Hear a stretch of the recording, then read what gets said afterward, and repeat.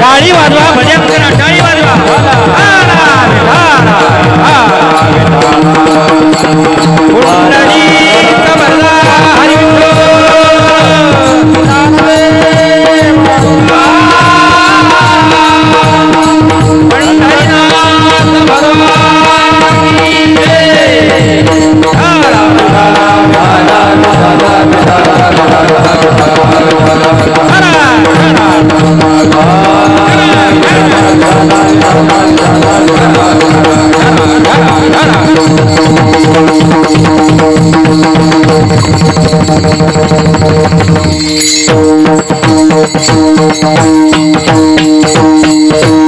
माझे चित्त तुझे पायी राहे ऐसे करी काही धरोनिया बाई भवा तारी दातारा चतुरा तो शिरोमणी गुणला बन्याती खानी मुकुट सकळा मनी धन्य तोची विठोबा करिया तिमिराचा नास उदय होनी प्रकाश तोडियाच्या पास करी वास हृदयी पायी गुंतलो नेनता पायी गुंतलो निनता माझी असो तुम्हा चिंता तुका ठेवी माथा पायी आता राखावे चतुरा तो शिरोमणी गुणला बन्याती खानी मुकुट सकळा मनी धन्य तुझी विठोबा विठाला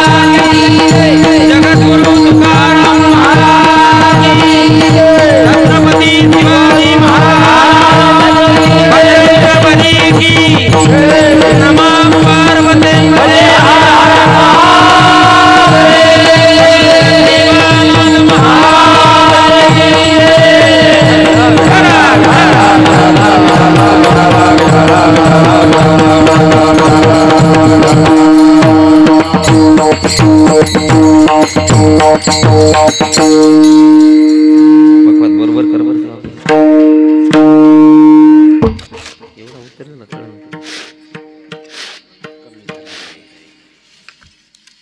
वेणुनादं चरन्तं दुरन्तं स्वयं लीलया गोपवेशं ददानं गवं वृन्दकानन्दनं चारुहास्यं परब्रह्मलिंगं भजे पांडुरंगं पांडुरंगा करू प्रथम नमन दुसरे चरण संतांचिया त्यांच्या कृपादाने कथेचा विस्तारू बाबाजी सद्गुरु दास तुका ओम नमो ज्ञानेश्वरा करुणा करा दयाळा तुमचा अनुग्रह लाधलो पावन झालो चरांचिरी मस्तक हे पायावरी मस्तक हे पायावरी मस्तक हे पायावरी वार करी संतांच्या वार करी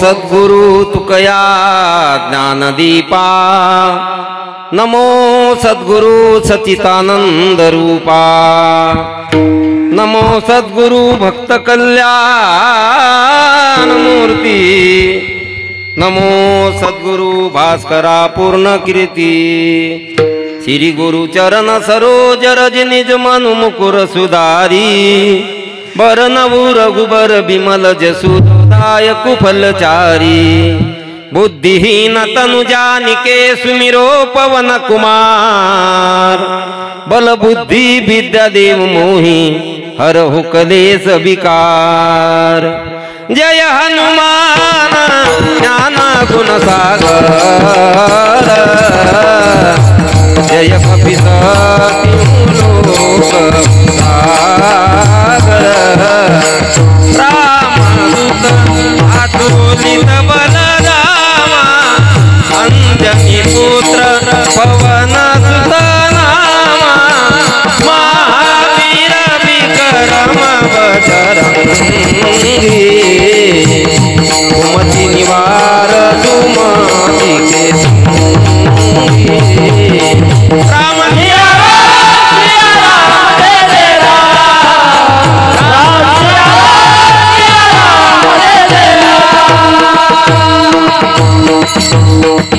माझे चित्त तुझे पायी राहे ऐसे करी काही धरोनिया बाही भवहा तारी दातारा चतुरा तो शिरोमणी गुण लावण्याची खानी मुकुट सकळा मनी धन्य तुती विठोबा प्रस्तुत प्राप्त स्थळी प्राप्त प्रसंगी सेवेकरिता निवडलेला अभंग श्री संत श्रीमंत देहू निवासी श्री जगद्गुरु तुकोबारा यांचा काकडा प्रकरणातील 4 चरणांचा गोड असा अभंग असून या अभंगातून जगद्गुरु तुकाराम महाराज पांडुरंगाकडे विनंती करतात विठारा विठारा विठारा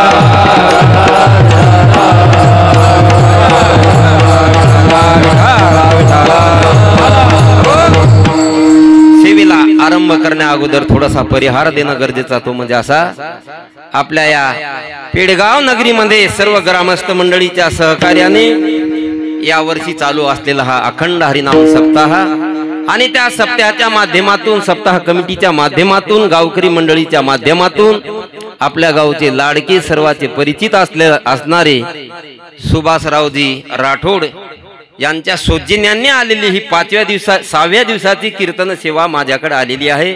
मी माझं महत् भाग्य समजतो आणि यथामंदी यथा अवकाश कार्यक्रमाच्या निवेदित वेळेमध्ये या अभंगाचा सरळ आणि सोप्या भाषेत आपल्या समोर चिंतन मांडण्याचा प्रयत्न करतो। विठ्ठल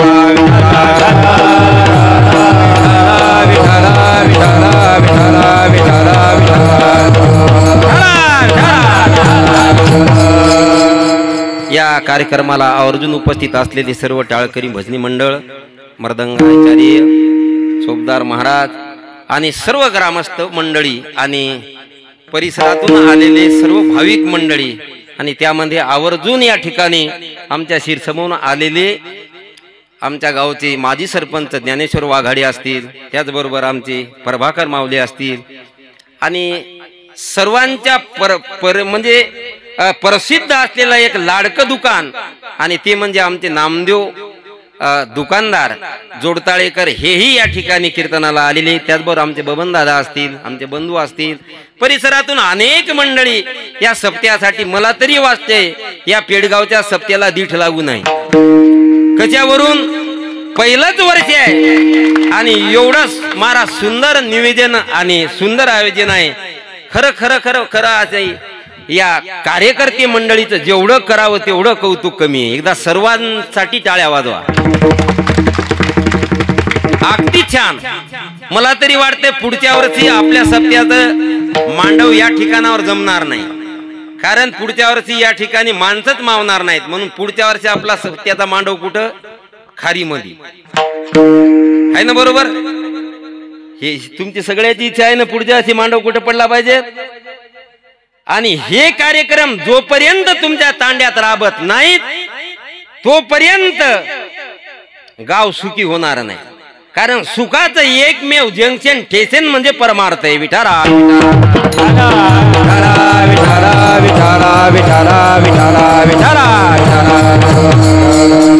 सेवेकरिता निवडलेला अभंग जगद्गुरु तुकोबारायांचा आहे. 4 चरणांचा अभंग आहे. सकाळी सकाळी वारकरी संप्रदायामध्ये जे भजन केलं जातं त्या भजनाला आपण काकडा असं भजन म्हणतो. आणि या काकडा प्रसंगातला हा देवाकडे विनंती करणारा अभंग सेवेकरिता निवडलेला आहे. या अभंगात जगद्गुरु तुकाराम महाराज जगाच्या मालकाकडे विनंती करतात. तशी तुकोबारायांची गाथा जर आपण अर्थदृष्टीने उघडून बघितली तर काही अभंगामध्ये तुकोबाराय जेनाची विनंती करताना पाहायला सापडतात, काही अभंगामध्ये संताची विनंती करणारा काही अभंग आपल्याला पाहायला सापडतात आणि काही अभंगामध्ये तुकोबाराय आणि संत जगाच्या मालकाकडे विनंती करणारे अभंग पाहायला सापडतात.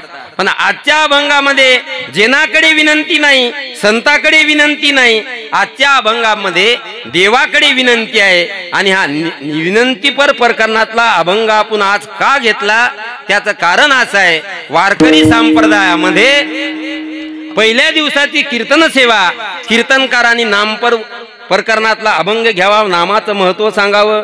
दुसऱ्या दिवशी संतपर प्रकरणातला अभंग घ्यावा, संताचं महत्व सांगावं.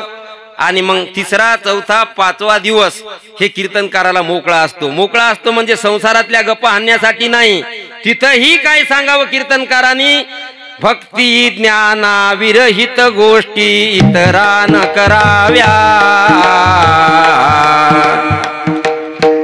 प्रेम भरे वैराग्याच्या गोष्टी विवराव्या, जेणेकरून मूर्ती ठसावी अंतरी श्रीहरीती, ऐशी कीर्तन मर्यादा आहे संताच्या घरची.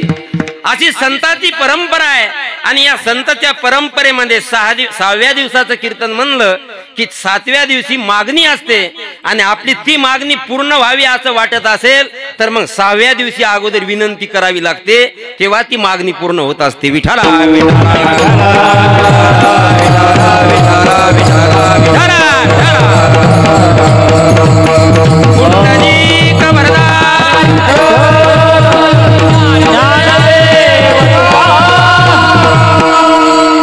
तुम्ही आम्ही केलेली विनंती प्रतिज्ञा प्रार्थना, साधू संतांनी केलेली विनंती प्रतिज्ञा प्रार्थना आणि देवाने केलेली विनंती प्रतिज्ञा प्रार्थना, या विनंती प्रतिज्ञा प्रार्थना अर्थ जरी शब्द जरी एक असला तरी महाराज संतांनी केलेली विनंती प्रतिज्ञा प्रार्थना, देवाने केलेली विनंती प्रतिज्ञा प्रार्थना आणि तुम्ही आम्ही केलेली विनंती प्रतिज्ञा प्रार्थना यामध्ये जमीन आसमानचा फरक आहे. तुमच्या आमच्या विनंती प्रतिज्ञा प्रार्थनेला कवडीची किंमत नसते. कशावरून? तर तुमची आमची विनंती प्रतिज्ञा प्रार्थना एवढी खालच्या दर्जाची असते. आपण कशासाठी विनंती करतो? कधी कधी असं होतं तंबाखाचं चुनाळ सोबत येतं, चुना घरी विसरून राहतो. काही माणसं म्हणतात तुमच्यावर आम्ही विनंती करतो, आम्हाला थोडा चुना द्या. या काही विनंतीला काय अर्थ आहे का? आपली विनंती एवढ्या खालच्या दर्जाची असते, मागून मागून महाराज माईक पदार्थाकरिताच फक्त आपली विनंती असते. म्हणून आपल्या विनंती प्रतिज्ञा प्रार्थनेला कवडीची किंमत नसते. संत विनंती करतात आणि देवही विनंती करतो, पण देव विनंती कोणाकडेही करत नाही. कारण देवाला कोणाकडे हात पसरायचं काही कारण नाही, कारण तो समर्थ आहे. आणि समर्थ त्याला म्हणतात. त्यानं ठरवल्यानंतर कुठलंही कार्य जगामध्ये होत नाही, घडत नाही असं शक्य नाही. त्यानं ठरवल्यानंतर तो परमात्मा काहीही करू शकतो. काहीही म्हणजे राजाचा रंक करू शकतो आणि रंकाचा राजा करू शकतो. हे जिवंत उदाहरण आहे. विठारा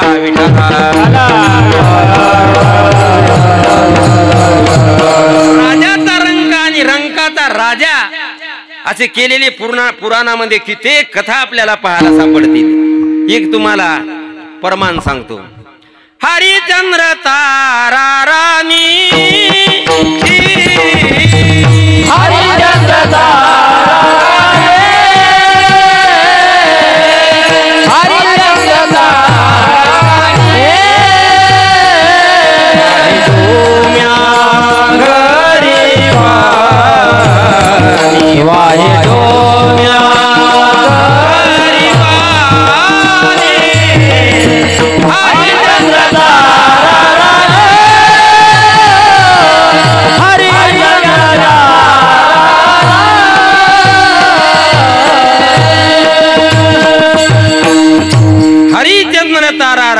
वाहे डोम्या घरी पाणी. हरिचंद्र राजाला रंक बनवलं आणि पुन्हा रंकाचा राजा बनवला. हे सामर्थ्य ज्याच्यात असतं त्यालाच काय म्हणायचं? समर्थ म्हणायचं. एवढंच नाही, तो परमात्मा काहीही करतो. नाटाच्या अभंगामध्ये काही अभंगात महाराजांनी गोड वर्णन केलंय. करशील तरी नो हे काही, करशील तरी नो हे काही,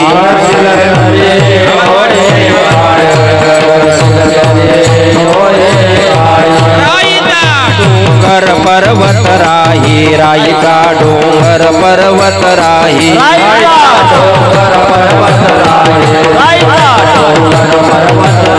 आपुले करुणीची साई, आपुले करुणीची साई,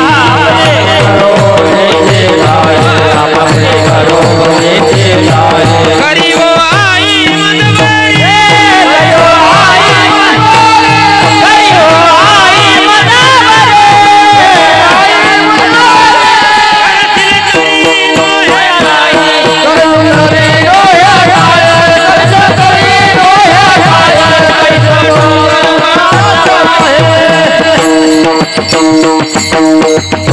करतील तरी नोहे काही, राईचा डोंगर पर्वत राही. म्हणून त्या परमात्म्याला कोणाकडे हात पसरायची गरज नाही, विनंती करण्याची गरज नाही. आणि संत विनंती करतात, पण संताच्या विनंतीला एवढं प्राधान्य आहे जगामध्ये का? संत कोणाकडे हे विनंती करू द्या, त्या विनंतीचा हेतू मात्र एक असतो. संत जनाकडे विनंती करू द्या, हेतू एक आहे. संत संताकडे विनंती करू द्या, हेतू एक आहे. आणि संत जगाच्या मालकाकडे देवाकडे विनंती करू द्या, हेतू मात्र एक आहे. बघा कित्येक परमान आपल्याला संत वाङ्मयाला पाहायला सापडतील. काही अभंगामध्ये तुकोबारायांनी जनाकडे विनंती केलेली आहे. विनवी तो सकळ जना,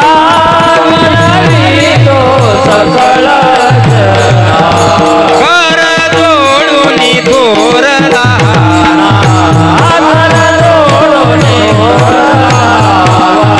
दानवी तुझे जाम देना,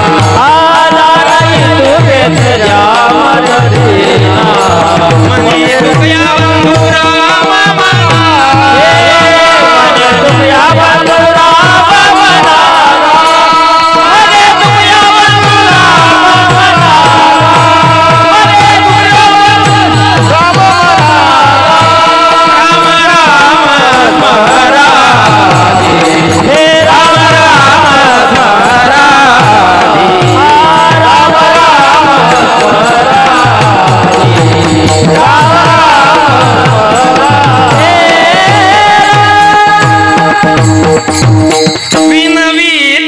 सकळ जना जनाकडे विनंती कर जोडोनी थोर लहाना दान तुकेची द्या मज दीना मने तुकया बंधू राम मना हेतू एक आहे राम राम स्मरा आधी कित्येक अभंगामध्ये जनाकडे विनंती लागोनिया पाया विनवितो तुम्हाला लागोनिया पाया विनवितो तुम्हाला लागोनिया पाया विनवितो तुम्हाला लागोनिया पाया विनवितो तुम्हाला रटाळी बोला मुखीना रटाळी बोला मुखीना रटाळी बोला मुखीना लागोनिया पाया विनवितो तुम्हाला रटाळी बोला मुखीना रटाळी बोला मुखीना लागोनिया पाया विनवितो तुम्हाला रटाळी बोला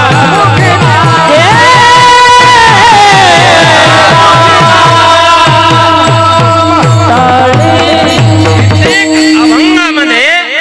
जनाकडे विनंती करणारे अभंग कितीतरी पाहायला सापडतील म्हणून जनाकडे विनंती जरी असली हेतू एक आहे संताने देवाकडे विनंती करू द्या हेतू एक आहे करोनी विनवनी बाई ठेवितो माथा बरीसावी विनंती माझी पंढरी नाथा पण कशा करिता अखंडित असावे आईसे वाटते पायी हेतू एक आहे जनाकडे विनंती असू द्या हेतू एक आहे देवाकडे विनंती असू द्या हेतू मात्र एक आहे आणि संताने संताकडे जरी विनंती केली तर त्या विनंती प्रतिज्ञा प्रार्थनेचा हेतू एक आहे संत काही अभंगामध्ये संताकडे विनंती करताना आपल्याला पाहायला सापडतात पण हेतू मात्र एक आहे तुम्ही संत माय बाप एवढा उपकार तुम्ही संत माय बाप एवढा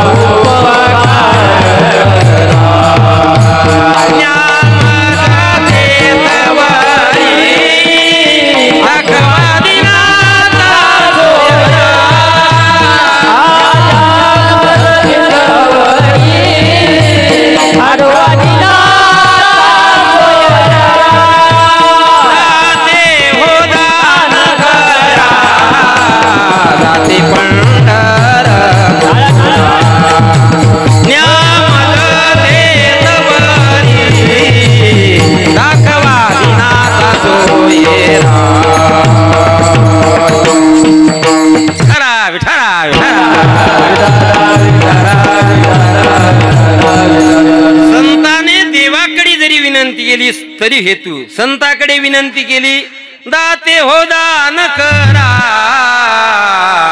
जाते पंढरपुरा न्यामज देतवरी दाखवा दिनाचा सोयरा तुम्ही संत माय बाप एवढा उपकार करा संताकडे संतांनी विनंती केली हेतू मात्र आपलं कीर्तन संताचे परमान देऊन असते पितेरचे गाणे म्हणून नाही विठारा विठारा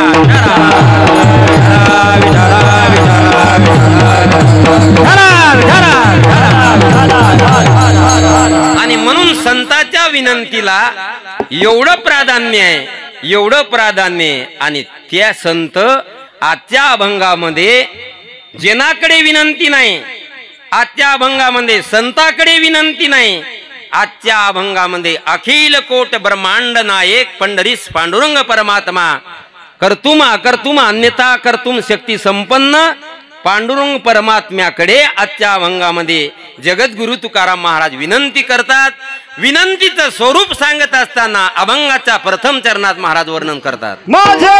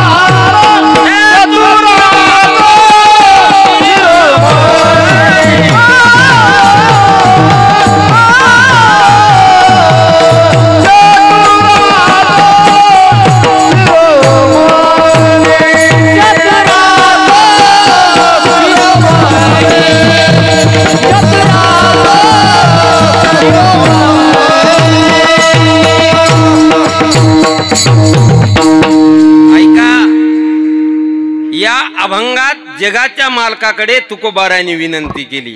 का विनंती केली? सुंदर असा तुम्हा आम्हाला नरदेह प्राप्त झाला. या नरदेहाचं महाराज प्राप्त होणं अनंत जन्माच्या नंतर कुठतरी हे जन्म तुम्हा आम्हाला मिळत असतो. बहुता सुकृती नरदेह लाधला,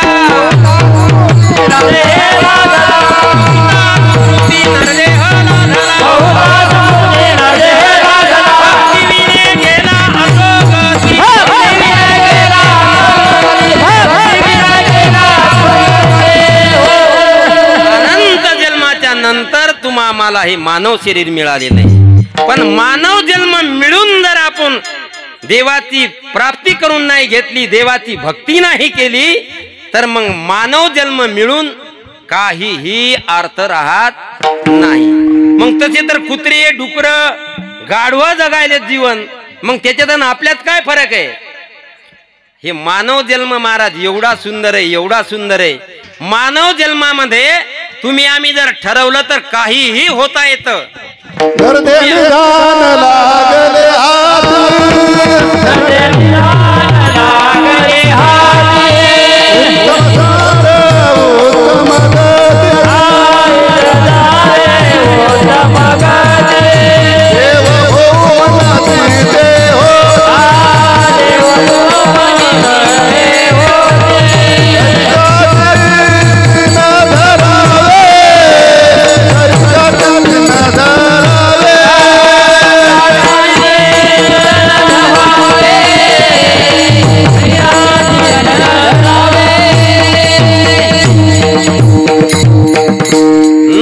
निधान लागले हाती, निधान म्हटलेले.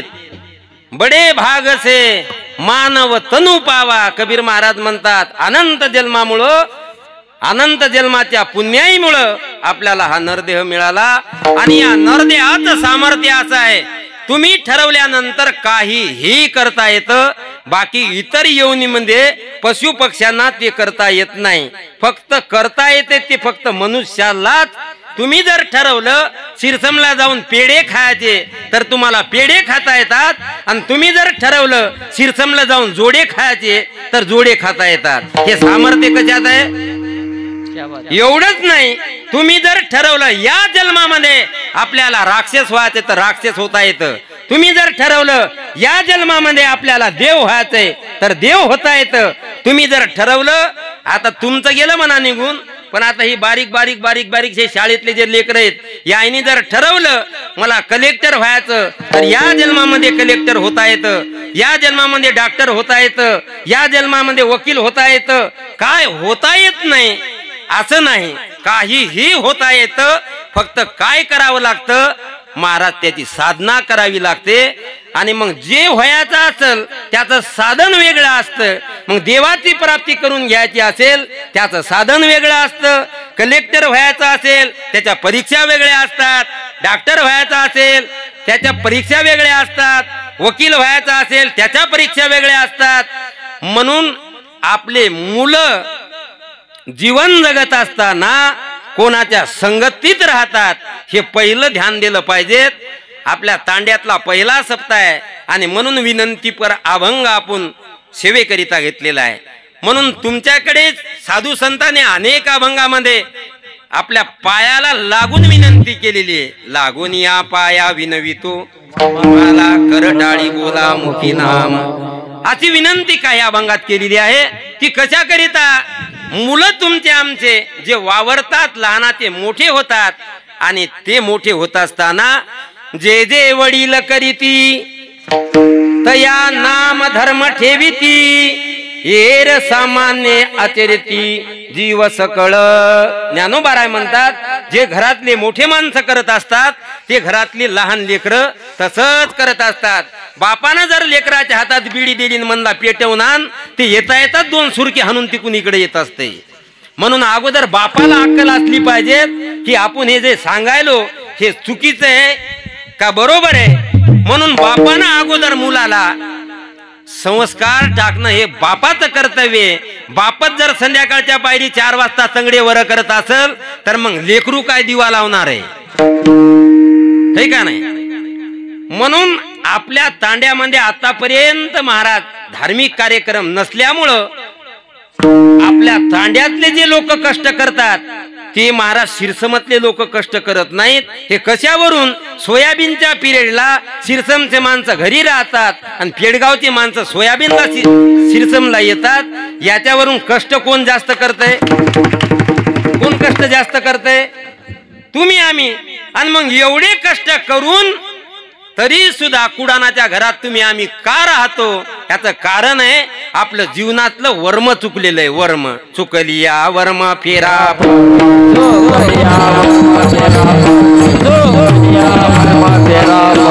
शेवटची पाळी शेवटची पाळी शेवटची पाळी शेवटची पाळी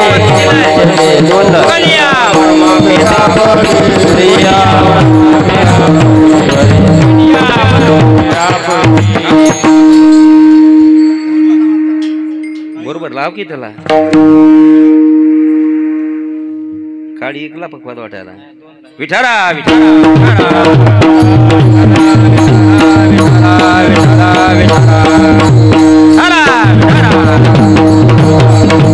आणि म्हणून जीवनातलं जर वर्म चुकलं तर मग फेरा पडत असतो. फेरा कसा फेरा पडतो?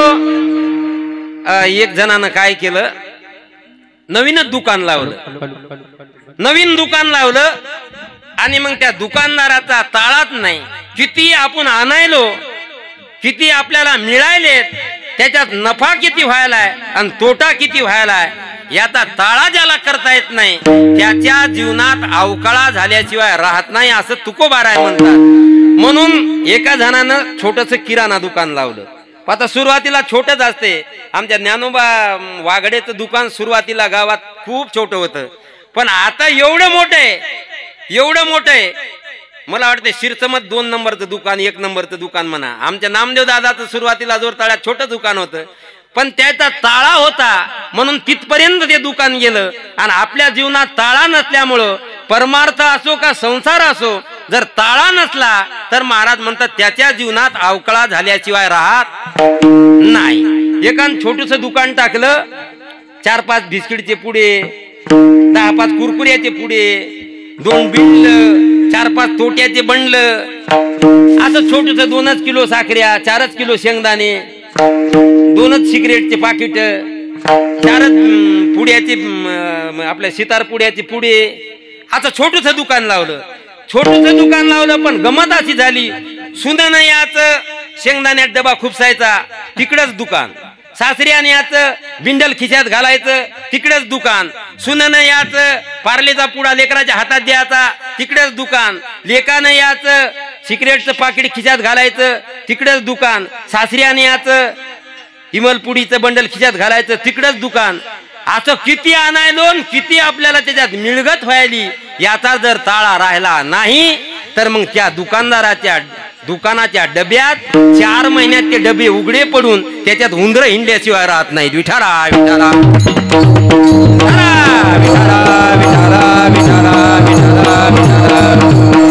कशामुळे असं होतं तर त्याचं कारण आहे, तुका म्हणे ताळा नाही त्याची अवकळा, नाही त्याची अवकळा, नाही त्याची अवकळा. हे तुका म्हणे ताळा नाही त्याची अवकळा, हे नाही त्याची अवकळा,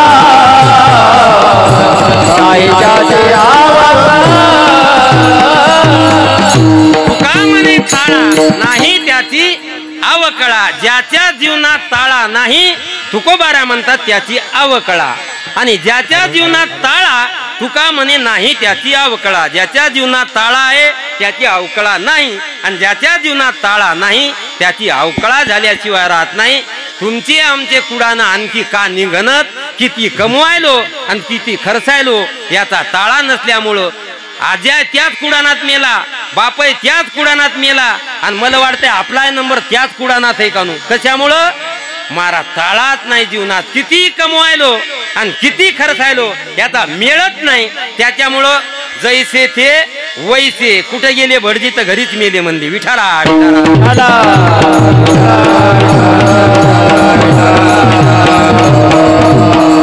एवढे कष्टाने पैसे कमवायचे आणि संध्याकाळी येता येता महाराज ते पांढरं कुकुचकू घेऊन यायचं काळ्या पन्नी आणि त्याच्या संग डिंगडॉंग संध्याकाळी व्हायचं. म्हणजे जितके आले तितके तिकडच, जिकडे जितके आले तिकडं तितके तिकडच. आणि एखादं जर संकट आलं मग जमीन इकल्याशिवाय काय नाही, गत्यंतर नाही, पर्याय नाही. आणि मग किती कमावलं तरी आखाड तोंडी सावकाराच्या दारात आपण हात पसरून हायच्या हायच. आणि हात पसरण्याला एक नंबरचं कारण जर काय असेल तर आपल्या जीवनात फक्त ताळा नाही, विचार नाही. जोपर्यंत विचार तुमचे चांगले होणार नाहीत तोपर्यंत तुम्हाला सुखाची प्राप्ती होणार नाही. महाराज दुखाला कारणीभूत फक्त अज्ञान असते आणि जोपर्यंत ज्ञान होत नाही तोपर्यंत अज्ञान जात नाही. आणि ज्ञानाची प्राप्ती फक्त कीर्तनात होते. आणि म्हणून या कीर्तनाचं माध्यम नामदेवरायांनी सुरुवात केली. नामदेवराय म्हणतात, नाचू कीर्तनाचे रंगी, नाचू कीर्तनाचे रंगी, नाचू कीर्तनाचे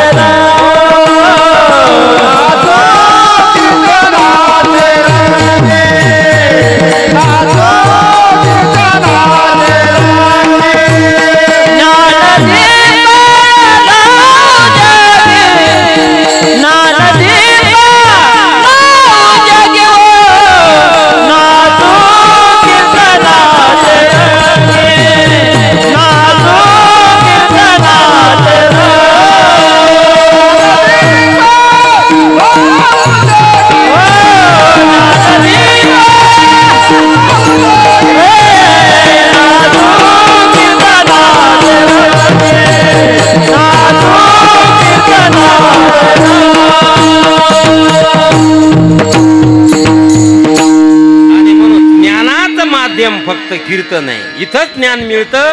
ज्ञान हे संताजवळ असतं.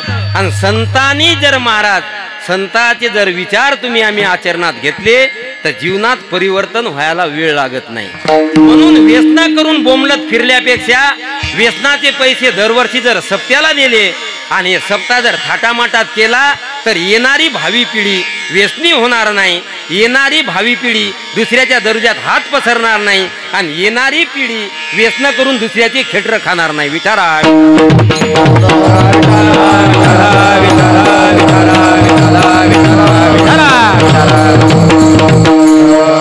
एक एक जर व्यसन सोडलं तर सप्ताह किती मोठा होतो. एका माणसाने जर नुसता तंबाखू सोडला तर एका वर्षाचे महाराज जवळजवळ 20,000 रुपये फक्त तंबाखाचे होतात. किती हजार होतात. आणि वर्गणीला आलं की असं वक्त डकतोंड करतात. जस काय मेलय कोणी घरचं. वर्गणीला आले की 500च घ्या म्हणतात, 1000च घ्या. अरे हिरव्या तोंडाच्या 150 रुपयाची सिगरेट वळायला दिवसभर तू आणि कुणावर तोंड करते. आमचा गरीबाजवळ आहेच काय, तू गरीबच राहणार आहेस बापू जलमभर. तुझ्यात परिवर्तन होणारच नाही. याचं कारण काय. इथं द्यायचं म्हणलं की आम्ही गरीब हो म्हणतो आणि संध्याकाळी महाराज 600 रुपये किलोचा आणायले आणि 150चा मसाला त्याच्या मड्यावर घालायले आणि फुरकेवर ओढू हाणायले आणि दुसऱ्याची दवाखान्यात पुन्हा सलाईनाला हजर राहिले. आणि आम्ही गरीब हो म्हणते. आमच्याजवळ आहे काय. वर्गणी म्हणलं की आता हे सप्त्याचं मंडळ वर्गणीला आलं का असे तोंड वक्ते करतात. 200 100च आणि 6-7 जण रोजही बी नाही तर टप्पू हाणायला 200 रुपयात. फक्त किती रुपयात. 200 रुपयात अख्खं घर हे का नाही. आणि थोडस तुम्हाला नवल वाटेल ही वास्तव स्थिती आहे. एक बिंडल जर आपण नुसतं बिडीचं सोडलं तर 36,000 होतात वर्षाचे. किती. मग त्याच्यातले 2,000 द्याल काय. मरी आली काय तुम्हाला इथं. आपले लेकरं आपल्याच हाती असते. आपले लेकरं बिघडवायचे का सुधरवायचे याला कारणीभूत दुसरं कोणी नसते, मायबाप असतात. कारण मुलं जे घडत असतात त्या आई वडिलाच्या संस्कारात घडत असतात. आणि घरात जर रोजही तेच होऊ लागलं तर मग त्याच्या जीवनात दुसरं काय होणार आहे? तेच होणार आहे. म्हणून आपल्या जीवनाचा अगोदर ताळा बदवा आणि पुढच्या वर्षी इथं न मंडप टाकता हे मंडप कुठं पडला पाहिजे? कुठं पडला पाहिजे? आखे व्यसन सोडायचे, गळ्यात पवित्र माळा घालायच्या. मारवाडी माहित आहे ना, तुमचा सगळा तांडा आहे. अख्खी मारवाडी दीपक महाराजाला माहित आहे. अख्खी मारवाडी तांडा आम्ही माळकरी केला. जाऊन बघा. विठारा विठारा विठारा विठारा विठारा विठारा. आणि एक वेळेला माळ घालून बघा, तुमचं जीवन किती पवित्र होतं आणि तुमच्या जीवनात किती बदल होतो आणि तुमचं दुःख जाऊन तुम्हाला सुखाची प्राप्ती व्हायला वेळच लागणार नाही. फक्त तुम्ही काय करा, मागे केले पाहू नका, पुढे जामीन आहे तुका. आता काय करायचं? फक्त आता तरी पुढे हाती उपदेश, आता तरी पुढे हाती उपदेश.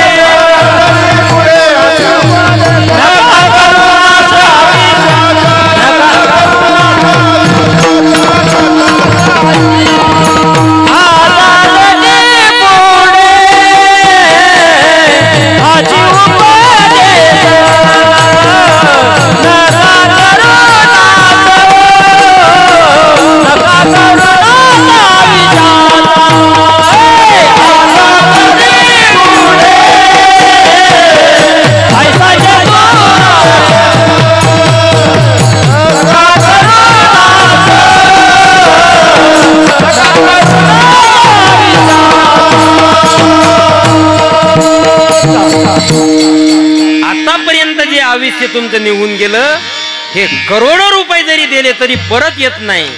म्हणून राहिलेल्या आयुष्यात तरी महाराज परमार्थ करून जीवनाचा उद्धार करून घ्या.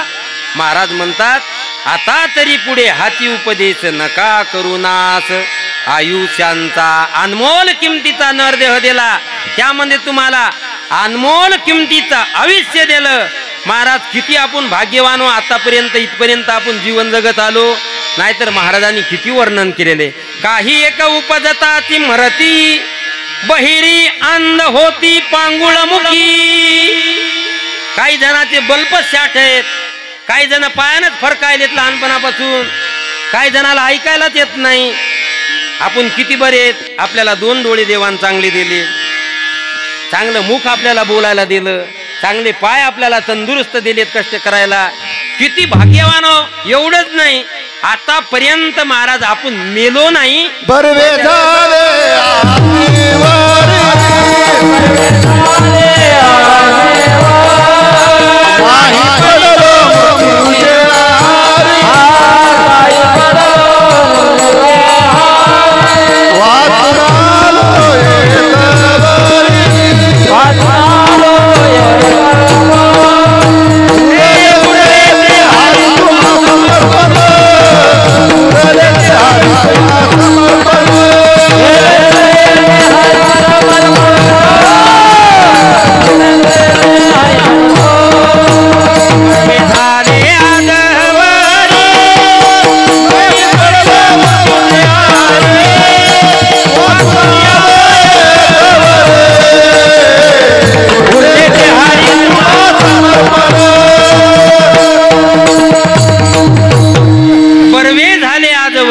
नाही पडलो मृत्यूचे आहारी, वाचोनी आलो येथवरी, उरले ते हरी तुम्हा समर्पण. बरं झालं म्हणतात देवा, मी मधातच मेलो नाही. कित्येक आपल्या बरोबरचे गेले नाहीत का? काही काय आपण उदाहरणं गावात बघत नाही का? काही काय जण जलमले कीच मरतात, काही काय जण चांगले मोठे होऊन भांडगे होऊन मरतात, काही काय जण माझ्या वयात येतात, संध्याकाळी डिंगडांग होतात आणि कोणाच्या टरकाला धडक जातात आणि तिकडेच जातात. कितीतरी गेले नाहीत का? मग आपला आतापर्यंत त्याच्यात नंबर लागला नाही. आपण भाग्यवान आहेत का पापी आहेत? भाग्यवानच म्हणा लागल ना. एवढे भाग्यवान आपण हो.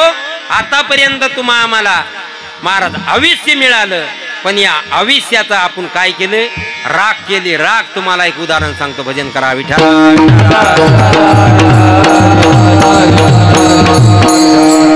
एका जणाची मुलगी लग्नाला आली होती आणि मग मुलगी लग्नाला आली ना, थोडीस महाराज त्याची परिस्थिती नाजूक होती. हात पोहोचत नव्हता. पाहुणे इकून तिकून म्हणू लागले लग्न करा लग्न करा, पण थोडीशी गरिबी असल्यामुळे हात पोहोचत नव्हता. पुढच्या वर्षी करू पुढच्या वर्षी करू, पण 4-2 पाहुणे म्हणले आम्ही इकून तिकून मदत करतो. आणि मग याला वाटतं पाहुणे मदत करायला मग आपल्याला काय हरकत आहे, म्हणून त्यानं काय केलं, आमच्या माऊली सारख्याचं दुकानदारासारख्याची 5-50 हजार रुपये व्याजानं पैसे काढले, मुलीचं लग्न केलं. पुढच्या वर्षी कापसावर देतो या बोलीनं महाराजचे व्याजानं पैसे काढले. पुढच्या वर्षी कापूस झाला नाही, कापसावर फकडी पडली आणि कापूस काय झाला नाही आणि याला काय पैसे फिटले नाही. आणि मग त्या सावकाराचा मुनीम याच्या घरी चक्रा घालू लागला. मालकानं पाठवलं, मालकाचे पैसे द्या मालकाचे पैसे द्या. आता वारंवार महाराज तो मुनीम त्याच्या घरी चक्रा घालू लागला. त्यानं सांगितलं माझी बिकट परिस्थिती, गेल्या वर्षी लग्न केलं, माझ्याकडे रुपया नाही. मालकाला सांगा मी तुमच्याकडं 6 महिने काम करू शकतो पण पैसे देऊ शकत नाही. 50,000 झाले होते, साहजिकच 6 महिने काम करा बाबा. 50,000 फिटले तर फिटले, बुडल्यापेक्षा. त्याला वाटलं बुडल्यापेक्षा फिटले ते बरे, मग त्याला कामावर बोलवलं. त्याचं नशीब एवढं खराब, ज्या दिवशी कामावर आला त्या दिवशी महाराज एवढी थंडी पडली आणि याचा रात्री पाणी द्यायला गव्हाला नंबर लागला. बरं का म्हणणारा, गंगेच्या काठाला गहू, मरणाची थंडी पडली वदाड, आणि रात्री 12ला पुन्हा लोड शेडिंग, रात्री 12ला लाईन आली. आणि मग ते रात्रभर महाराज त्यानं पाणी दिलं आणि सकाळी 4 वाजता एवढं गारटलं त्याला वाटलं आता कुठं जर आपल्याला शेकोटी नाही मिळाली तर आता नक्की आपण काय होणार, मरणार. म्हणून ते पळत सुटला आणि रोडच्या काठाला आला. कुठेतरी डबी एखाद्या महाराज झोपडी होती रोडच्या कडेला, या झोपड्यावर मिळेल त्या झोपड्यावर मिळेल म्हणून एका झोपड्यावर गेला. एका वस्तीवर गेल्यानंतर एका माथारा झोपलेला होता. त्या माथाऱ्यानं त्याला मातीची काडी दिली, पण वदाड पडलं होतं, काहीच पेटत नव्हतं. त्यानं खूप पांढट जमा केलं पण ते काही पेटत नव्हतं, सगळं वल्ल झालं. म्हणून ते आपला हे हायवे रोड आहे ना, हायवे रोड, आच्या रोडला गेला. त्याला वाटलं काहीतरी तिथं रद्दी फिदी काही कागद मिगद मिळतील, त्या अपेक्षेनं रोडला गेला. महाराज रोडवर गेला तर नेमके चोर चोरी करून 3 वाजता गेले आणि 2 लाखाचे बंडल त्या रोडवर पडले होते. किती पडले होते? 2 लाखाचे. एवढं याचं नशीब जोरात 2 लाखाचे बंडल महाराज त्याला मिळाले. पण अक्कल नसल्यामुळं, ज्ञान नसल्यामुळं त्या पंजटाच्या खाली ते 2 लाखाचे बंडला असे घातले आणि डबीची काडी लावली आणि त्या बंडलाची राख केली. किती रुपयासाठी साल धरलं होतं? 50,000साठी. मिळाले किती? 2 लाख. पण अक्कल नसल्यामुळं, ज्ञान नसल्यामुळं 2 लाखाची राख केली. त्यानं तरी 2च लाखाची राख केली. आपल्याला अक्कल नसल्यामुळं त्या अनमोल किमतीच्या आयुष्याचा सत्यानाश तुम्ही आम्ही जीवनाचा केला. विठाला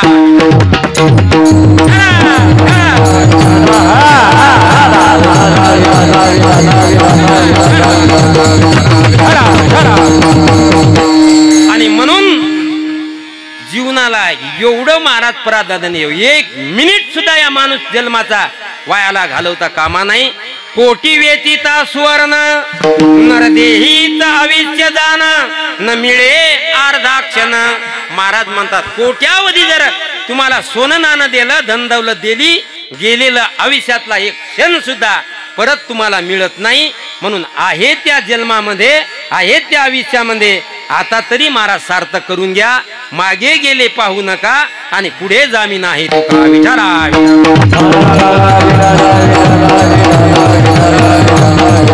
आणि म्हणून परमार्थामध्ये ताळा आहे, संसारामध्ये ताळा आहे. परमार्थात ताळा चुकला तर अवकळा होते आणि परमार्थामध्ये जर ताळा चुकला तर जे साध्य प्राप्त करायचं ते साध्य प्राप्त होत नाही. आणि म्हणून परमार्थातला ताळा करत असताना तुकोबारायाने आजच्या या अभंगामध्ये देवाकडे विनंती पूर्वक मागणी केलेली आहे. अर्थात ध्वनित रूपात मागणी आहे. विनंती शब्दाचा अर्थ ध्वनित रूपात मागणी. मागणी नाही पण ध्वनित रूपात मागणीच असते. मागणी उद्या असते पण ती मागणी पूर्ण व्हावी म्हणून आज विनंती आहे. देवाकडे काय मागायचं तर देवाकडे एकच मागायचं की तुकोबाराय या अभंगात मागतात. तुकोबाराय म्हणतात माझे चित्त तुझे पायी राहे आयसे करी काही. हे देवा, हे पांडुरंगा, हे परमात्मा, माझं चित्त तुझ्या पायाजवळ राहिलं पाहिजे, लागलं पाहिजे, असं तू काहीतरी कर. आणि हे चित्त एवढं बदमाश आहे, याला चांगलं आवडत नाही आणि वाईट आवडल्याशिवाय राहत नाही. म्हणून हे चित्त तुमच्या आमच्या दुःखाला कारणीभूत आहे, हे मन तुमच्या आमच्या दुःखाला कारणीभूत आहे. मन एव मनुष्यानाम कारणम बंध मोक्षयो बंधाय विषय शक्ती निर्विषयम स्मृताः. बंधनाला आणि मुक्त होण्याला कारण माणसाचं मन आहे, हे चित्त आहे. हे माणसाला एका मिनिटात बुटाड खाऊ घालते, एका मिनिटात. एवढं घातक आहे.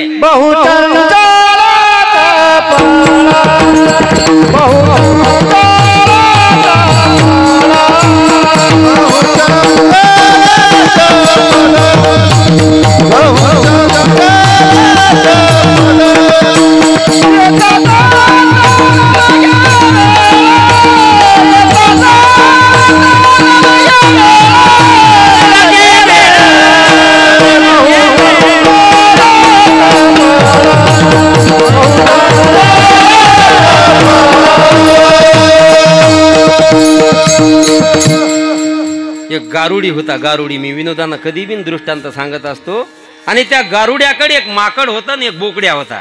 आणि मग शिरसम सारख्या बाजाराला जाऊन तो खेळ करायचा, त्याच्यातून पैसे मिळायचे आणि मग त्या पैशातून आपलं रुद्रपोषण तो करत होता. असा गारुड्याचा नियम होता. गारुडी महाराज खेळ करायचा, पण गमत अशी बरसात लागली, 8-10 दिवसाची झड लागली, घरातच बसून लागला. बाजार काय भरला नाही, खेळ काय झाला नाही, खायला मौताच झाला. 8-10 दिवसाच्या बाद उघडलं आणि मग शिरसमला बाजार भरला. पण मधातच नदी असल्यामुळं, मधात 2 गावच्या मधात नदी होती. मग त्या नदीतून माणसं पलीकडे जाऊ लागले बाजाराला आणि बाजार करून अलीकडे येऊ लागले. आता या गारुड्याला त्या गावाला, बाजाराच्या गावाला जायचं अलीकडच्या गावावरून, पण याच्याजवळ माकड होतं. आणि माकड एवढं बिलिंदर आहे. या माकडाचं वर्णन करत असताना नाथ महाराजांनी गोड वर्णन केलेले. मर्कटस्य सुरापानम तन्मध्ये वृषिक दसनम तन्मध्ये भूत संचारो यद्वा कद्वा न भवशंती. माकड तुम्हाला माहित आहे, माकड एवढं चंचल असते. नाथ महाराज म्हणतात पहिलंच माकड, आणि त्या माकडाला दारू पाजली. तर पहिलंच माकड, आणि त्याच्यात पुन्हा त्याला काय केलं, मर्कटस्य सुरापानम. सुरापान म्हणजे दारू, त्याला दारू पाजली. आणि बरं एवढ्यावर थांबलं नाही, त्याच्यात पुन्हा त्याला विंचू चावला. महाराज म्हणतात मर्कटस्य सुरापानम तन्मध्ये वृषिक दसनम, त्याला पुन्हा विंचू चावला म्हणतात. आता पहिलंच माकड, त्याच्यात पुन्हा त्याला दारू पाजली, त्याच्यात पुन्हा त्याला विंचू चावला. किती अस्थिर झाला असेल ते. महाराज म्हणतात हे बरे, याच्यापेक्षा माणसाचं मन अस्थिर आहे. विठारा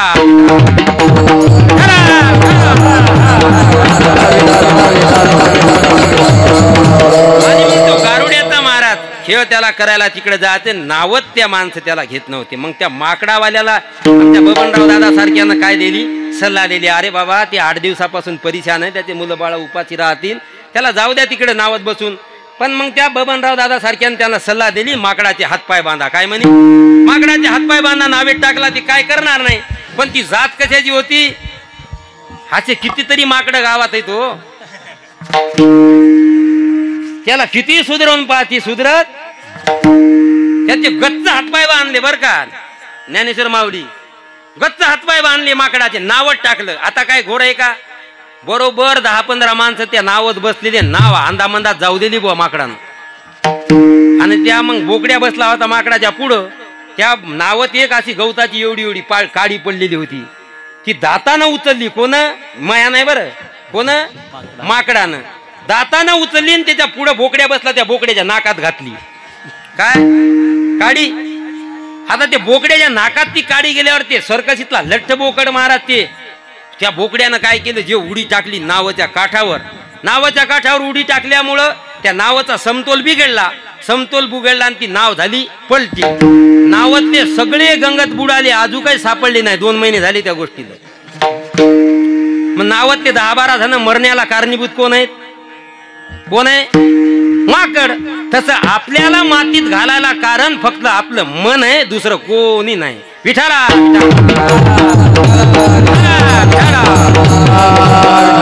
मी सांगत नाही, गतो अधोगती मनात हे युक्ती,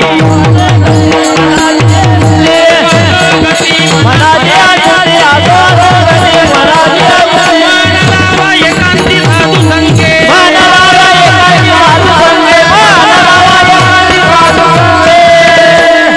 आणि अधोगतीला कारण माणसाचं मन आहे. माणसाला मातीत मनच घालतं.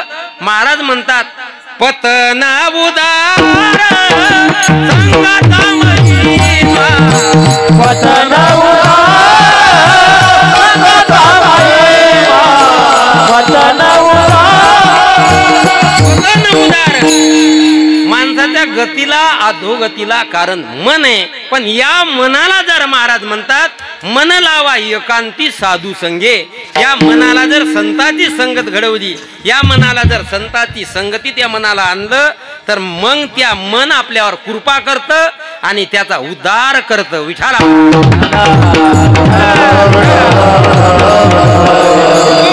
धाकटे बंधू कान्होबा राय वर्णन करत असतात त्या मनाने माझ्यावर किती उपकार केले. एवढे उपकार माझ्या आईनं माझ्यावर केले नाही, एवढे उपकार माझ्या बापानं माझ्यावर केले नाही, एवढे उपकार माझ्या भावानं माझ्यावर केले नाही, तेवढे उपकार माझ्या मनाने माझ्यावर केले. आणि म्हणून काय झालं, मनवोनी आलो यादी मनवोनी आलो यादी नाही तरी भुललो निता नाही तरी भुललो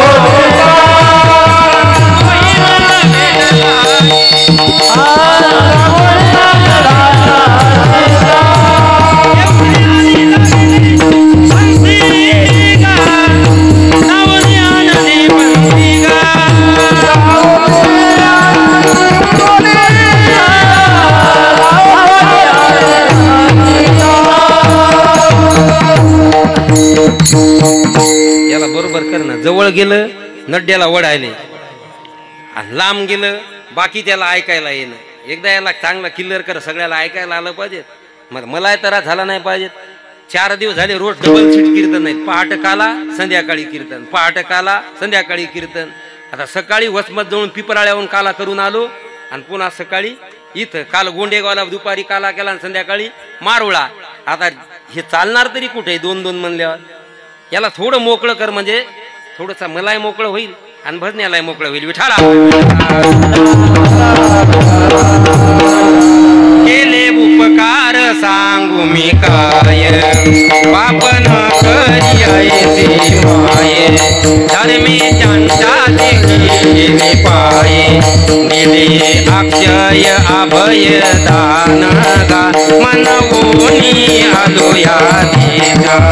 होतो नाही तरी बोललो दिशा, नाही तरी दिशा बोललो होतो, पण या मनानं माझ्यावर कृपा केली आणि म्हणून या परमार्थ रूपी देशाला मी आलो, असं तुकोबारायांचे धाकटे बंधू कान्होबाराय म्हणतात. मनाने जर ठरवलं आपला उद्धार करायचा तर हे मन आपला उद्धार करतं. आणि मनानं जर ठरवलं आपल्याला परमार्थ करून मातीत घालायचं, मग गळ्यात माळा असल्या तरी बिन मातीत जातो. परमार्थ करणार काय मातीत जात नाहीत का? गळ्यात माळा घालून सुद्धा महाराज रावण एवढा विद्वान होता, एवढा ज्ञानी होता, तरी मनाकडे लक्ष नसल्यामुळं फक्त रावणाचा घात फक्त मनानं केला. रावणाचं मन जर सीतेवर गेलं नसतं तर रावणाची एवढी अवकळा झाली नसती. म्हणून मनाला एवढं सांभाळायला लागतं. परमार्थामध्ये तुकोबाराच्या भंगामध्ये देवाला विनंती करता, देवा माझं चित्त फक्त तुझ्या पायाजवळ राहिलं पाहिजे, असं तू काहीतरी कर. असंच कर, मी हे नाही म्हणत अमकच कर का टमकच कर, हे तुझ्या मनानं, पण माझं मन तुझ्या पायाजवळ राहिलं पाहिजे, माझं चित्त तुझ्या पायाजवळ राहिलं पाहिजे.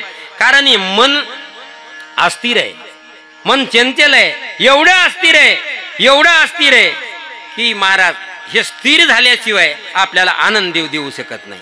आणि जगामध्ये प्रत्येक वस्तू ह्या अस्थिर आहेत. संसारामध्ये जगामध्ये प्रत्येक वस्तू अस्थिर आहेत.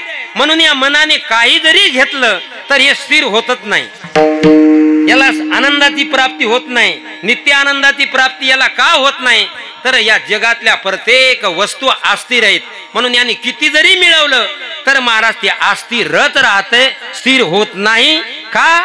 तर याची अपेक्षा पूर्ण होत नाही. संसारातल्या कितीही वस्तू मिळवल्या ते अपेक्षा पूर्ण करत नाहीत, त्या तात्कालिक अपेक्षा तशाच राहतात. जोपर्यंत देवाची प्राप्ती होत नाही तोपर्यंत मूलभूत आशा प्राप्त होत नाही. मूलभूत आशा प्राप्त झाली की मग या तात्कालिक अपेक्षा पूर्ण होतात आणि मूलभूत अपेक्षा पूर्ण व्हावी असं वाटत असेल तर जगामध्ये फक्त स्थिर असणारा एकमेव परमात्मा आहे. त्याच्या चरणाजवळच फक्त हे स्थिर होऊ शकतं. तुझ्या विने काही तुझ्या विने काही स्थिर राहे ऐसे नाही, स्थिर राहे ऐसे नाही, स्थिर राहे ऐसे नाही, स्थिर राहे ऐसे नाही, स्थिर राहे ऐसे नाही, स्थिर राहे ऐसे नाही. तुझ्या विने काही स्थिर राहे ऐसे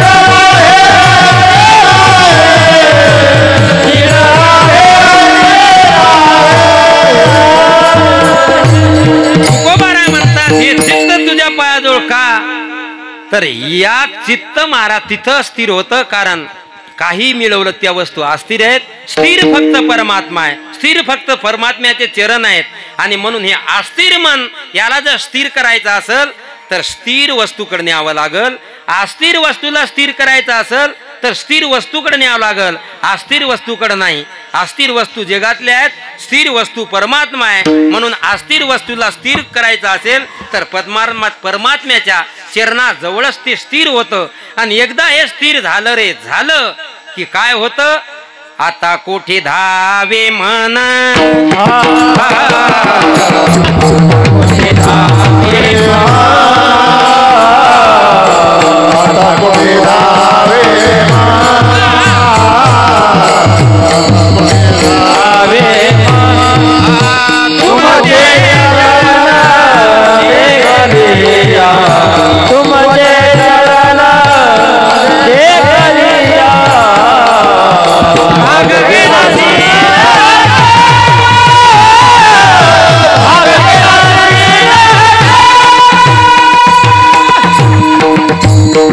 एकदा त्या परमात्म्याचे चरण त्या मनानं पाहिले की मग ते स्थिर होतं. आणि ते स्थिर झालं की महाराज म्हणतात आता कोठे धावे मन, का तुमचे चरण देखलिया, भाग गेला शीन गेला. आणि भाग शीन गेला रे गेला की मग निखळ आनंद होतो. अवघा झाला आनंद. तुका म्हणे त्याचे पाहिलिया पाय, दुःख जाये सर्व माझे, का म्हणे त्याचे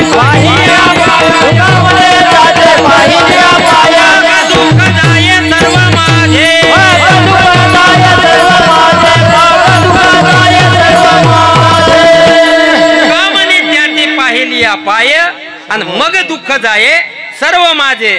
दुःख गेलं की आनंदाची प्राप्ती होते. म्हणून तुकोबारायांनी कित्येक अभंगामध्ये गोड वर्णन केलेलं आहे. तुका म्हणे त्याचे पाहिलिया पाय मग दुःख जाये सर्व माझे. किंवा काही अभंगात महाराज म्हणतात देखिले तुमचे चरण निवांत राहिले मन. हे मन निवांत राहत पण कधी देखिले तुमचे चरण, परमात्म्याचे चरण पाहिले रे पाहिले की ते स्थिर होतं. आणि हे स्थिर जोपर्यंत होत नाही तोपर्यंत आनंदाची प्राप्ती होत नाही. म्हणून एकदाच का स्थिर झालं की मग तुकोबारांना जो आनंद प्राप्त झाला ती स्थिती प्राप्त होते. पण कधी तर हे चित्त देवाच्या पायाजवळ लागलं तर. म्हणून तुकोबाराय म्हणतात माझे चित्त तुझे पायी राहे ऐसे करी काही. हे देवा तू असं काही कर. आपण काय करू सांगा ना. महाराज म्हणतात हे तुला सांगायचं कारण नाही, कारण तू कसा आहे अभंगाच्या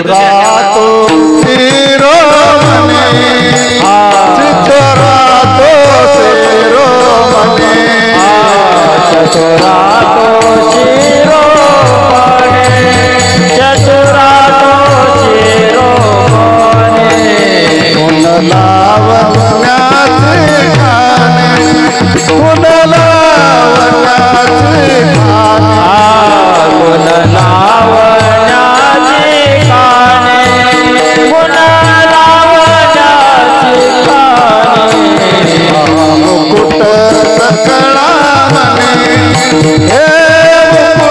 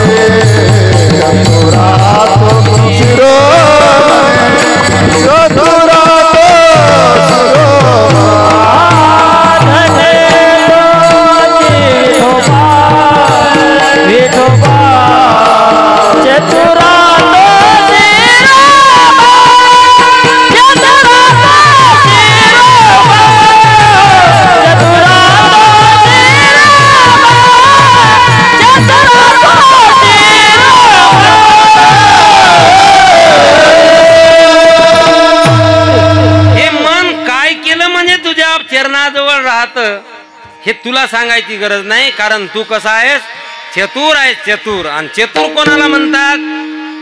चतुर त्याला म्हणतात कुठलाही प्रसंग आला तर त्या प्रसंगातून जो निष्ठून जातो त्याला काय म्हणतात? चतुर म्हणतात. कोणाला चतुर म्हणतात? चतुर म्हणलं की आपल्या समोर कोण येतो? बिरबल येतो, है का नाही? आणि चतुर बिरबलाला का म्हणतात? बिरबलाकडे कुठलेही प्रश्न आले तर त्या प्रश्नातून बिरबल असा स्पष्टपणे काय व्हायचा? निष्ठायचा. आणि म्हणूनच त्या बिरबलाला काय नाव पडलं? चतुर. चतुर कोणाला म्हणायचं? कुठलाही प्रसंग आला त्या प्रसंगातून सहजपणे तो निसटतो, त्याला म्हणायचं चतुर. एकदा काय झालं, बिरबलाच्या राजाकडं राजाच्या मंडळीचा मेहुणा आला. आणि मग बिरबल हा तिथं त्याचा मुनीम. आणि मग त्या बहिणी मालकान महाराजच्या राजाच्या मंडळीत नांदच लावला राजाला. म्हणे माझ्या भावाला ठेवा बिरबलाच्या जागी. आई येडे म्हणे तुझ्या भावाला भाकर खायची अक्कल नाही आणि त्याला इथं काय बिरबल म्हणून ठेवती काय? म्हणे इथं प्रधान म्हणून ठेवती का त्याला माझ्याजवळ? प्रधान राहणं एवढं सोपं आहे का? राजापेक्षा जास्त अक्कल असते प्रधानाला. म्हणून तुमच्या मनाने आमदार खासदार याच्या माग जे त्याचे जे राहतात कोण प्रधानजी याच्यापेक्षा लय विद्वान असतात. ते विद्वान असतात म्हणूनच ते कारभार सांभाळतात. चतुर असतात ते, म्हणून त्याच्याला यायची अक्कल चालत नाही तिथं. यायची फक्त खुर्चीच असते. राजा होता आणि प्रधान होता. आणि मग त्या राणीनं एवढं टुमणं लावलं राजाला, माझ्या भावाला प्रधान करा, माझ्या भावाला. आहे तुझ्या भावाला दात घालता येत नाही सरळ म्हणी आणि त्याला प्रधान कसं करू? पण आता ती मंडळीचा लयच आटात म्हणून त्यानं राजा म्हणे आता एकदा याची टेस्ट घेऊन पाहू. मग राजानं काय केलं, त्या मेहुण्याच्या हातात एक बाजाचं सूम दिलं लांबणीचं 150 फुटाचं. म्हणे हे सूम घेऊन जाय आणि संध्याकाळी मला 2 लाख रुपये आणून दे. आता 150 रुपयाचे सुंबाचे पैसे 2 लाख कोण देईल याला? मग ती मेहुण्याजवळ दिलं आणि हे गेलं महाराज पेडगावात घुसलं. या तांड्यात त्या तांड्यात घ्या सूम घ्या सूम. दिवसभर फिरलं. केवढ्याला सूम? म्हणे 2 लाखाला. आता ते 1.5 रुपयाचं सूम कोण 2 लाखाला घेणार बरं याचं? दिवसभर फिरलं, संध्याकाळी बोंबलत निराश होऊन कुठं आलं? राजाकडे आलं बुवा. मग ती राणी तिथंच होती. पाय म्हणे तो भाऊ किती शहाणा आहे. आता हेच सूम म्हणे उद्या मी प्रधानाजवळ देतो, तू फक्त किती मिनिटात प्रधान पैसे एवढे आणून देते? याच्या दुप्पट पैसे सांगितले. प्रधानजी म्हणले बोला राजे सरकार. म्हणे हे सूम घेऊन जा आणि उद्या 11 वाजता मला 4 लाख रुपये आणून द्या. आता असं म्हणल्याच्या नंतर महाराज प्रधानजीनं ते सूम उचललं आणि आमच्या माऊली सारखी ज्ञानोबा महाराज सारखी अशी कांतीलाल भाऊजी सारखे 10-5 संडी हाताखाली धरले आणि ते सूम घेऊन गेले तांड्यात. आणि मग जे सुंब असं एक चुन्याचं महाराज चुंगलं सोबत असं सूम धरलं, याच्या वट्याहून त्याच्या खांडुळ्याहून त्याच्या नाहानीहून आणि असा चुना टाकायला सुरुवात केली. लोक म्हणले काय काय? म्हणले अतिक्रम काढायचे. अतिक्रम काढायचं म्हणलं की बाळाच्या बबनराव दादा सारख्या ना याच्या त्याच्या खिशात 50,000 कोण 20,000. आमचं एवढं पाडू नका, आमचं एवढं पाडू नका. महाराज त्यानं 11 वाजता 11 लाख गोळा केले बुवा. आणि 11 वाजता राजाच्या दरबारात हजर झाला. राजाच्या मड्यावर 4 लाख घातले आणि राहिलेले 7 लाख आपल्या खिशात घातले. 11लाच मोकळा झाला. कोण? प्रधानजी. असा कुठलाही प्रसंग आला की त्या प्रसंगातून जो स्पष्टपणे असा निर्दोष म्हणजे काय होतो बगलेला निसटतो, त्याला काय म्हणायचं? चतुर म्हणायचं. चतुर. चतुराच्या कितीतरी गोष्टी तुम्हाला सांगेल, पण आपली वेळ संपत आली ना. अभंग तसा राहायला विठारा.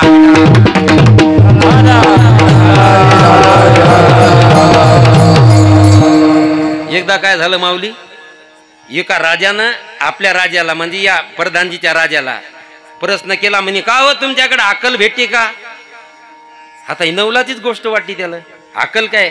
म्हणलं तुमच्याकडे अक्कल भेटते का? तुमच्याकडे अक्कल असेल तर आमच्या राज्यात जराशी अक्कल कमी पडायली, 10-12 घागरी आम्हाला अक्कल पाठवून द्या. आता ही राजा म्हणला प्रधानजीला विचारतो. प्रधानजीला विचारलं तर प्रधानजी म्हणे हो आहे आपल्याकडे अक्कल, देऊ म्हणे त्याला पाठवून. मी तुम्हाला चतुर कोण असते त्याला सांगायलो, तुम्हाला लक्षात राहू द्या. प्रधानजीला विचारलं राजाने, म्हणे आपल्याकडे अक्कल आहे का? म्हणे कोणाला पाहिजेत? म्हणे फलाण्या राजातल्या राजाला पाहिजेत. म्हणा त्याला म्हणाव 3 महिने फक्त थांबा 3 महिन्याची मुदत द्या. आमच्या अकलच्या घागरी दुसऱ्या देशात गेलेल्या आहेत, त्या घागरी वापिस आल्या की आम्ही तुम्हाला पुन्हा 10 घागरी अक्कल देतो असं म्हणला महाराज. आणि ते म्हणला हरकत नाही. 3 महिन्याचा कालावधी दिला. आणि मग यानं काय केलं, काशी फळाच्या बिया लावल्या. कोण? प्रधानजीनं काशी फळाच्या बिया लावल्या. 2.5 महिन्याचे ते येलं झाले, त्याला छोटे छोटे एवढाले काशी फळं लागली. आणि पूर्वीच्या लोखंडी घागरी होत्या, त्या लोखंडी घागरी मंदात एवढाले असायच्या, त्याचं एवढं एवढं तोंड असायचं वर. त्या तोंडातून ती एवढाले काचे फळं त्या घागरीत आत सोडले. कोण? प्रधानजीनं. आणि मग ते आत सोडले काचे फळं. आणि मग ते एका महिन्यामध्ये ते काची फळं घागरीत एवढाले झाले. आणि मग ते वरून देठ कापून घेतले आणि पुन्हा घागरीचे तोंड बांधून घेतले आणि 10 घागरी पाठवल्या. आणि राजाला निरोप दिला, ही अक्कल जशाल तशी काढून घ्या आणि आमच्या घागरी आम्हाला पाठवून द्या. घागरीला धक्का लागू देऊ नका, कारण ह्या अकला वाटण्याच्या घागरा आहेत. आता असं म्हणल्याच्या नंतर महाराज तिथं गेले, एवढे प्रयत्न केले. आता एवढ्या तोंडातून काशीफळ निघलच कसं? बेजार झाले. होत्या त्या अकला द्यायच्या गहाण ठेवायची वेळ आली. जाडजोड काय बसला नाही. आणि काशीफळा सगट पुन्हा जशाल तशाच कुठं घागरी आल्या, आपल्या राजाजवळ आल्या. याला काय म्हणायचं? कुठला प्रसंग येऊ द्या, कितीतरी तुम्हाला बिरबलाच्या मी कथा सांगेल. कारण हे दुकान लावायचं म्हणल्यावर लय भांडवल लागते. विठ्ठला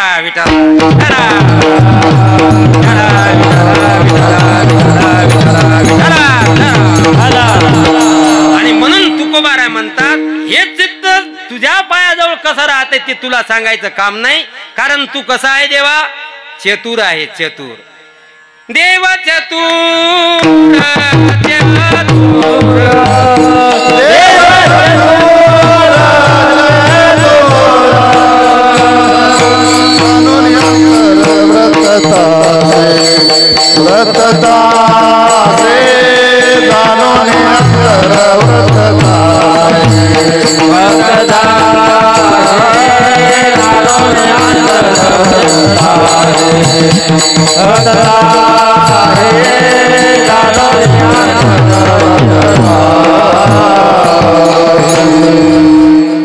एवढा चतुर असतो परमात्मा, एवढा चतुर आहे.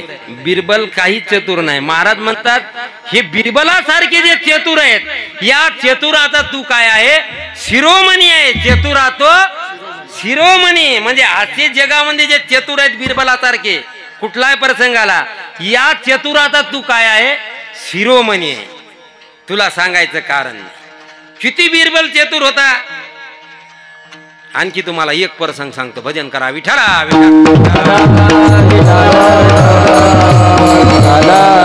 महाराज त्या प्रधानाच्या राजाच्या मेवण्यानं एवढा आग्रह धरला, मला प्रधान कराच म्हणे, मला कराच म्हणे. काहीच करा म्हणे बाबा, एवढ्या टेस्ट घेतल्या तरी हे काय दबन म्हणे. म्हणला बाबा ये बरं तू आता काय कर, ये म्हणे प्रधान पदावर. आलं ते प्रधान पदावर. म्हणला जाय बरं शेताकड. गेलं शेताकड आणि शेताकड चक्कर देऊन आले. म्हणला आलं का चक्कर देऊन? म्हणला हो.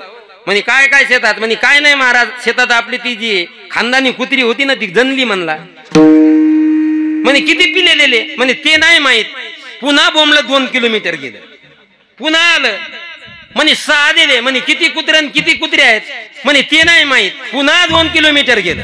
पुन्हा वापिस आलं. म्हणे किती कुत्रे? म्हणे 3 कुत्रे 3 कुत्रे. म्हणे काळे किती, गोरे किती, बांडे किती? म्हणे ते नाही पाहिलं. पुन्हा गेलं.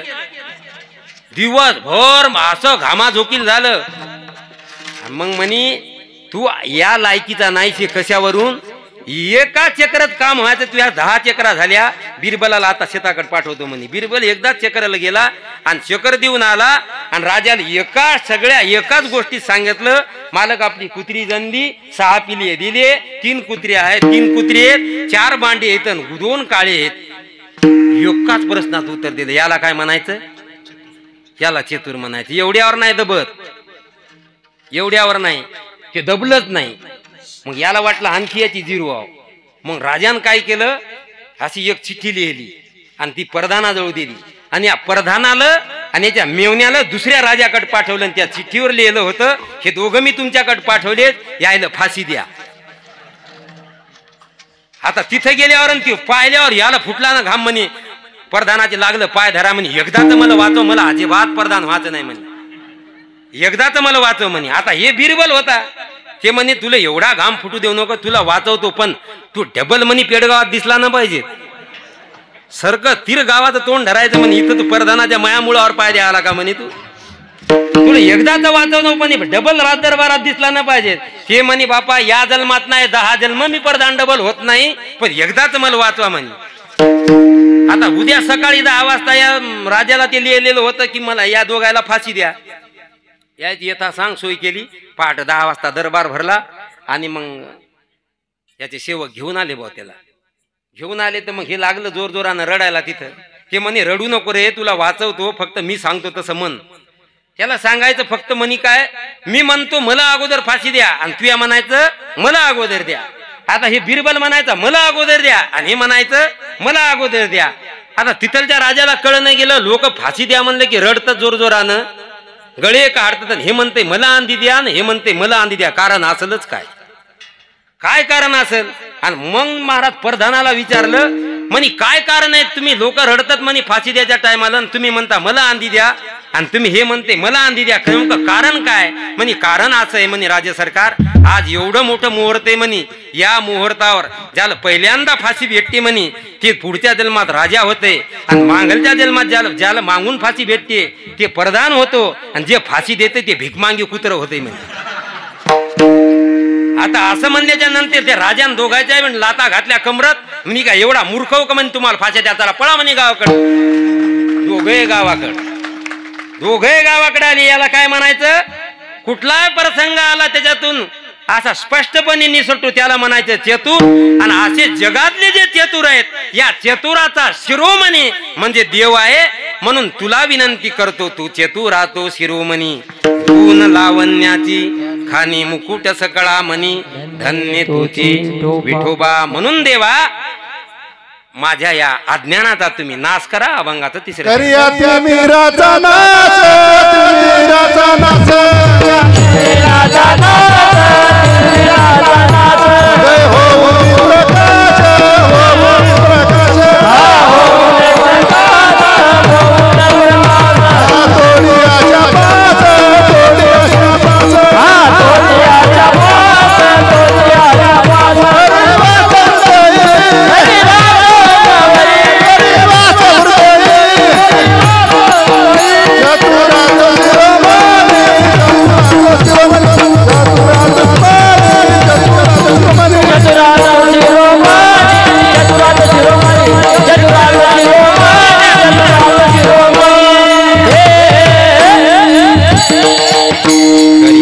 तिमिराचा नास उदय होनी प्रकाश, तोडी आशा पास करी वास हृदय. एकदा संप्रदायाच्या नियमाप्रमाणे आपण भजन करू. सर्वांनी हात वर करायचे, पुरुष मंडळी महिला मंडळी सर्वांनी, मागचे सर्व ज्याला हात नाही ते नका करू आणि ज्यांना हातात बांगड्या भरल्या ते नका करू. महिला मंडळी सोडून सर्वांनी हात वर करायचे. विठोबा रखुमा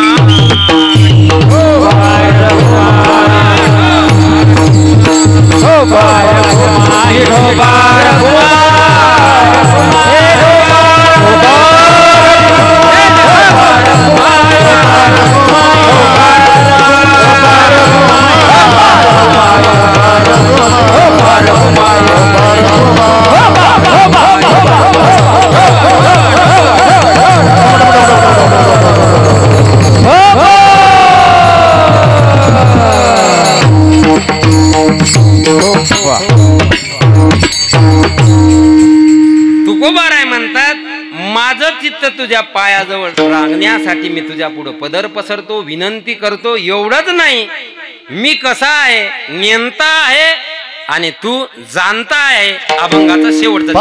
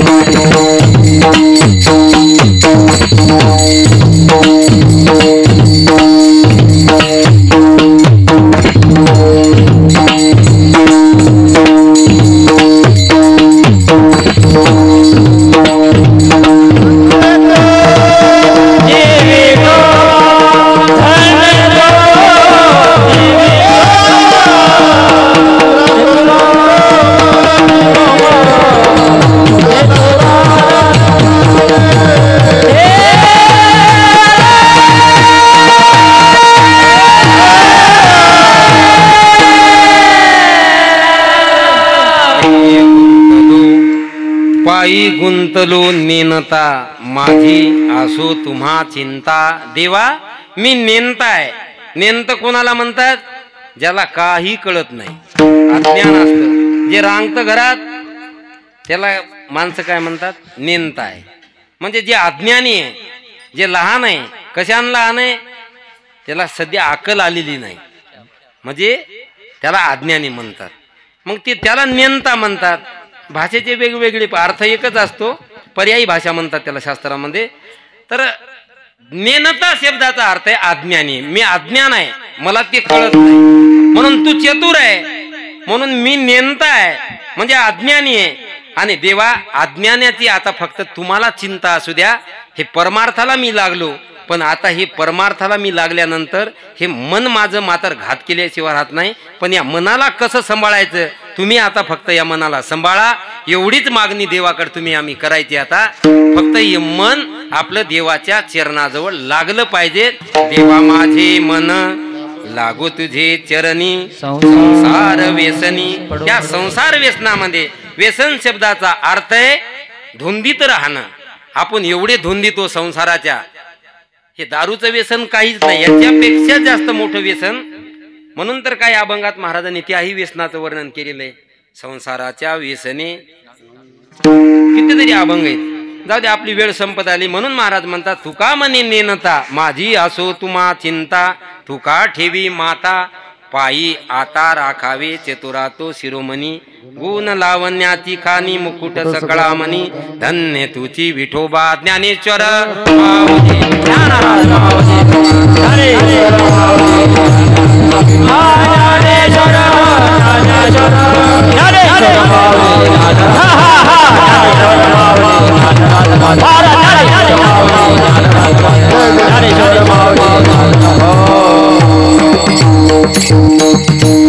करविली तैसी केली कटकट वाकडी का नीट देव जाणे. काय म्या पामरे बोलावे उत्तरे परी त्या विश्वंबरे बोलाविले. यथामध्ये यथावकाश कार्यक्रमाच्या नियोजित वेळेमध्ये अभंगाचं चिंतन, अभंगाचा भाव आपल्या समोर मांडण्याचा प्रयत्न केला. बोलण्याच्या महाराज ओघामध्ये माझ्या मुखातून काही अपशब्द गेले असतील, आपला मुलगा म्हणून मला माफ करा. झालेली सेवा पांडुरंगाच्या चरणी, हनुमंतरायाच्या चरणी समर्पित करतो. आदरणीय गुरुवरी रामभाऊ महाराजांच्या चरणी झालेली सेवा समर्पित करतो. टाळकरी मंडळीने सुंदर साथ केली, टाळकरी मंडळीच्या चरणी मर्दंग दादानी, मर्दंग वादकाने सुंदर साथ केली. झालेली सेवा त्यांच्या चरणी समर्पित करतो. बाहेरगावून आलेली सर्व परिसरातून आलेली भाविक मंडळी त्यांच्याही चरणी झालेली सेवा समर्पित करतो. काही येता येता आंबट गोदड्यात घुसले असतील त्यांच्याही चरणी झालेली सेवा समर्पित करतो. सेवेला पूर्ण विराम देतो. विठ्ठल